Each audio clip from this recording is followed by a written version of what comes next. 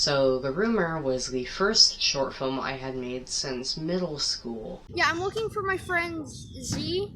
Do you know where he went?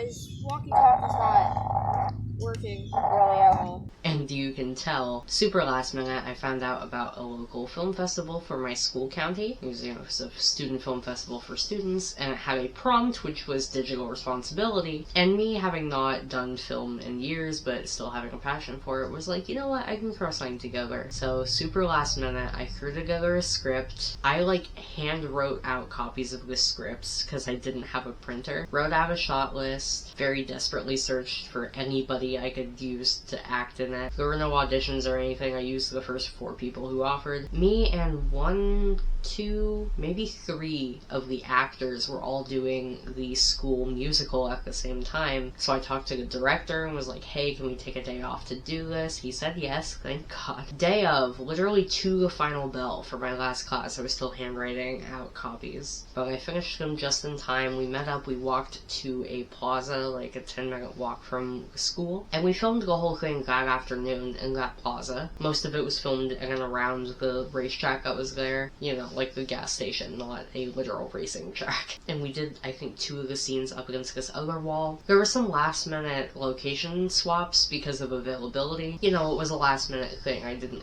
secure any locations. One of the location switches actually ended up being, I think, the prettiest scene in the short film, where it's in front of, a drink rack. I'm pretty sure originally that was just, outside, but the place I had in mind wasn't available. So we moved it inside, and it made the scene visually a lot more interesting. If I had more time, I definitely would have, done proper auditions for it, would have maybe tried to secure locations, the script would have been more refined, but for the time restraint, I think it turned out pretty well. So I submitted it to the film festival, kind of forgot about it, and then a while later, somebody at my high school who did the morning show sent me a text, and it was the finalists for the film festival. And on there it had 2 short films from another school, and then it said the title of mine and my school. I literally couldn't believe it. I was like, are you serious? Because, it's not a bad short film, but it was very thrown together last minute. I was not expecting it to do well. But yeah, it was a finalist. Me and one of the lead actors ended up actually going to the film festival. We got 3rd place. Not only did we get 3rd place, but 1st and 2nd place were a school's entire,